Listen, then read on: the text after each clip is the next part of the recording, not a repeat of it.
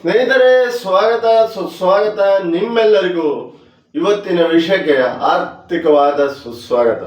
ಇವತ್ತಿನ ವಿಷಯ ಏನಂದ್ರೆ ದೇವೇಗೌಡರು ಮಣ್ಣಿನ ಮಗ. ಅವರಿಗೆ ತುಂಬಾ ಒಂದು ಹಳ್ಳಿ ಗಾಡಿಯಿಂದ ಬಂದು ಕಷ್ಟಪಟ್ಟು ಹಳ್ಳಿಯೊಂದಿನ ದಿಲ್ಲಿಯವರೆಗೂ ದರ್ಬಾರ್ ಮಾಡಿದಂತ ನಮ್ಮ ಕರ್ನಾಟಕದ ಹೆಮ್ಮೆ HD ದೇವೇಗೌಡರು.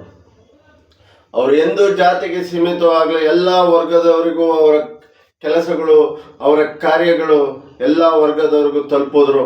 ಆದರೆ ಅವರು ಹೆಚ್ಚು ಪ್ರೀತಿ ಮಾಡಿದ್ದು ನಮ್ಮ ದೇಶದ ಬೆನ್ನೆಲುಬು ರೈತ ದೇವೇಗೌಡರು.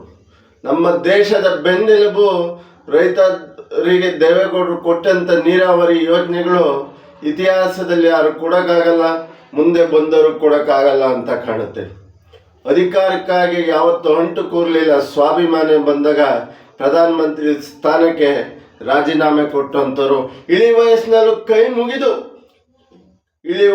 ಕೈ ಮುಗಿದು ನಮ್ಮ ರಾಜ್ಯದ ನೀರಾವರಿ ಬಗ್ಗೆ ಕೇಳ್ತಾರೆ ಅಂದ್ರೆ ಅವರಿಗೆ ಇನ್ನೆಂಥ ಮನಸ್ಸಿರ್ಬೋದು, ನಮ್ಮ ರೈತ ಪರ ಕಾಳಜಿ ಏನಿರ್ಬೋದು, ನಮ್ಮ ಕರ್ನಾಟಕದ ಜನರ ಮೇಲೆ ಎಂಥ ಪ್ರೀತಿ ಇರ್ಬೋದು. ಸ್ನೇಹಿತರೆ, ರೈತರ ಮೇಲೆ ಏನು ಪ್ರೀತಿ ಅಂದ್ರೆ, ಪಂಜಾಬಲ್ಲಿ ಒಂದ್ಸರಿ ಪ್ರವಾಹ ಸೃಷ್ಟಿಯಾದಾಗ ಭತ್ತ ಖರೀದಿ ಮಾಡಕ್ಕೆ ಕರೀದಿರ್ಲಂತ. ಅವಾಗ ದೇವೇಗೌಡರು ಪ್ರಧಾನಮಂತ್ರಿ ಆಗಿದ್ದರು. ಹೋಗಿ ಪಂಜಾಬಲ್ಲಿ ಇಂದಿತ್ತ ರೈತರಿಗೆ ಅಂತ ಫಿಕ್ಸ್ ಮಾಡಿ ರೈತರು ಭತ್ತ ಪೂರ ಖರೀದಿ ಮಾಡಿದ್ರಂತ.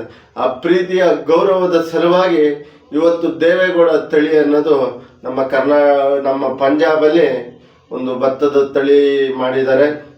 ಎಷ್ಟು ನೋಡಿ, ಅವ್ರ ಬಗ್ಗೆ ನಮಗೆ ಅಭಿಮಾನ ಇಲ್ಲ, ನಮಗೆ ಜನಗಳಿಗೆ ತಿಳಿದಿಲ್ಲ, ಮುಂದಿನ ಪೀಳಿಗೆಗೆ ಅವರು ತಿಳಿಬೇಕು. ಯಾಕೆ ವಿಷಯ ಹೇಳ್ತಾ ಇದ್ದೀನಿ ಅಂದರೆ, ಮೊನ್ನೆ ದೇವೇಗೌಡರು ವಯಸ್ಸಾದ ಜನ ಮತ್ತೊಂದು ನಮಗೆ ಪಕ್ಷದ್ದು ಬೇಡ, ನಮಗೆ ದೇವೇಗೌಡರು ನಮ್ಮ ರಾಜ್ಯದ ಆಸ್ತಿ, ನಮ್ಮ ರಾಜ್ಯದ ಸ್ವತ್ತು. ಕಾವೇರಿ ಗಲಾಟೆಗಳಾದಾಗ, ಕಾವೇರಿ ವಿಚಾರ ಬಂದಾಗ ಸೆಟ್ಟೆದ್ದು ನಿಂತು ಮೊದಲು ಬಂದು ಎದೆ ಕೊಟ್ಟು ನಿಲ್ಲೋದು ನಮ್ಮ HD ದೇವೇಗೌಡರು. ಕೃಷ್ಣಾ ನದಿ, ಕೃಷ್ಣ ಯಾವುದು ಮತ್ತೊಂದು ಈ ಮಹಾರಾಷ್ಟ್ರದ್ದು ಇದು ಬಂದಾಗ ನಿಲ್ಲೋದು ದೇವೇಗೌಡರು. ಪಾರ್ಲಿಮೆಂಟಲ್ಲಿ ಬೆಂಚ್ ತೊಟ್ಟಿ ನಮ್ಮ ರಾಜ್ಯದ ಬಗ್ಗೆ ಮಾತಾಡೋದು ದೇವೇಗೌಡರು. ನಮ್ಮ ಕನ್ನಡ ನಾಡು ನುಡಿ ಜಲ ಭಾಷೆ ಅಂತ ಬಂದಾಗ ಪಾರ್ಲಿಮೆಂಟಲ್ಲಿ ನಿಲ್ಲೋದು ನಮ್ಮ ದೇವೇಗೌಡರು. ಆದರೆ ಇವತ್ತು ಅವರು ರಾಜ್ಯಸಭೆಗೆ ಹೋಗ್ತಾ ಇಲ್ಲ, ಏನೋ ಗೊತ್ತಿಲ್ಲ.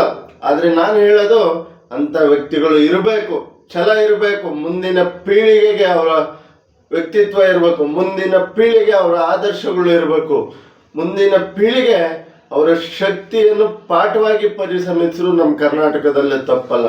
90ನೇ ವಯಸ್ಸಲ್ಲೂ ಇಷ್ಟು ಆಕ್ಟಿವಿಟಿ ಇದ್ದು ಇಷ್ಟು ಛಲವಾಗಿ ರಾಜ್ಯದ ಬಗ್ಗೆ ಹೋರಾಡ್ತಾರೆ ಅಂದರೆ ಅವರಿಗೆ ಅಭಿನಂದನೆ ಸಲ್ಲಿಸಲೇಬೇಕು. ಇಲ್ಲ ತೆರೆಮರೆ ಚಾಣಕ್ಯನ ನೀತಿಯೋ ಇಲ್ಲ ರಾಜಕೀಯ ಯುಗಾಂತ್ಯವೋ ಗೊತ್ತಿಲ್ಲ. ಆದರೆ ದೇವೇಗೌಡರು ಪಾರ್ಲಿಮೆಂಟಲ್ಲಿ ಇರಬೇಕಾಗಿತ್ತು. ಯಾಕೆಂದರೆ ನಮ್ಮ ರಾಜ್ಯದ ನೀರಾವರಿ ಸುದ್ದಿ ಬಂದಾಗಲಿ ಮತ್ತೊಂದು ಸುದ್ದಿ ಬಂದಾಗಲಿ ದೇವೇಗೌಡರು ಮೊದಲು ನಿಲ್ತಿದ್ರು. ಆದರೆ ಇವತ್ತು ಅವರು ಪಾರ್ಲಿಮೆಂಟಿಗೆ ಆಯ್ಕೆ ಆಗಿಲ್ಲ. ಹಾಗಾಗಿ ತುಂಬ ಬೇಸರ ಇದೆ.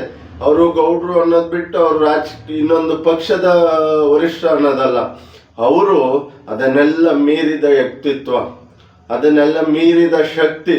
ಹಾಗಾಗಿ ಮುಂದಿನ ಪೀಳಿಗೆಗೆ ದೇವೇಗೌಡರು ವ್ಯಕ್ತಿತ್ವ, ದೇವೇಗೌಡರು ಆದರ್ಶ ತಿಳಿಬೇಕು. ಈ ಮಣ್ಣಿನ ಮಗನ ಆದರ್ಶ ತಿಳಿಬೇಕು, ಈ ಮಣ್ಣಿನ ಮಗನ ಶಕ್ತಿ ತಿಳಿಬೇಕು, ಈ ಮಣ್ಣಿನ ಮಗನ ರಾಜ್ಯದ ಪ್ರೀತಿ ಬಗ್ಗೆ ತಿಳಿಬೇಕು ಅಂತ ಹೇಳ್ತಾ ಇಲ್ಲಿಗೆ ವಿಡಿಯೋ ಮುಗಿಸ್ತಾ ಇದ್ದೀನಿ.